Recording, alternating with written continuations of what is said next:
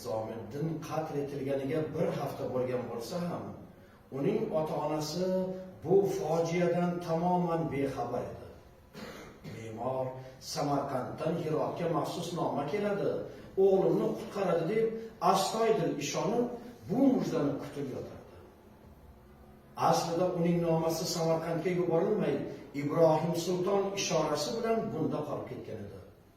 Kelasi juma kuni bu mash'um xabar shahar aholisiga ma'lum bo'lib, podshoga suiqasd qilganlar osilibdi degan gap og'izdan og'izga o'tdi. Me'mor sarpoychan rangi oqarib yugurganicha saroyga bordi. Agarda uni hoziroq Amirzoda Boysug'ur huzuriga kiritmasalar, dod deb bozorga borishagini, undan so'ng madrasa peshtoqidan o'zini tashlab yuborishini aytib, darvoza oldida o'tirib oldi. Biror soatlardan so'ng uni Amirzoda huzuriga kiritdilar. Hovli sahnida yerga qarab xomush turgan Mirzo rangi oqarib ro'parasiga kelgan me'morga qaradi. Shu rostmi, hurmatli Amirzoda? Jinoyat nihoyat og'ir bo'lganligi sababli mening aralashuvim va iltimoslarim inobatga o'tmadi. Murofaa ham farzi aynni quvvatlab fatvo bergan. Saltanat uchun jang qilib qon kechib kelgan edik-ku. Men Ulug'bek Mirzoga noma yo'llagan edim. Bundan xabarim yo'q. Xudo! Bu qandoq ko'rgulik! Xudo, meni jonimni olsang bo'lmasmidi? Qani adolat! Qani adolat! Qani adolat!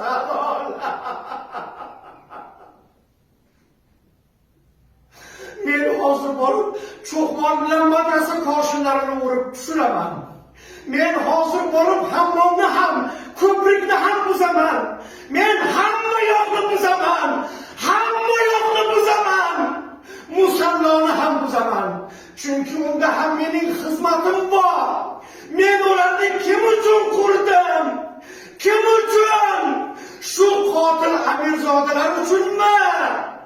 Yo'q, men xato qilgan ekanman. Men esni yegan nodon chol doimo xato qilib yuribman. Hazrat, o'zingizni qo'lga oling, hazrat. Shuncha xizmatlarim badaliga mening bitta o'g'limni o'ldiradilarmi? Axir suiqasd qilganlar boshqa-ku. Shubha qilib ham o'ldiradilarmi? Qotillar, qonxo'rlar, ablahlar.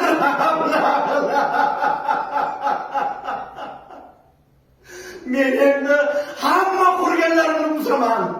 O't qo'yaman, yondiraman. Ustod, biroz sabr qiling ustod. Siz madrasalarni o qotillar uchun emas, fuqaro uchun qurgansiz. Ular ham bir kun o'lib unutilib ketadi. Lekin siz o'lmaysiz ustod. Sizni odamlar duo qiladi ustod.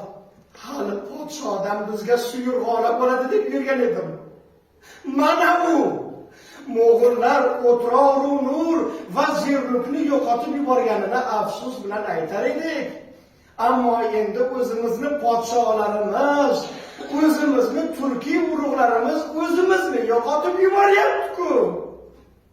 Bu fojia el uchun mohak toshi bo'ldi.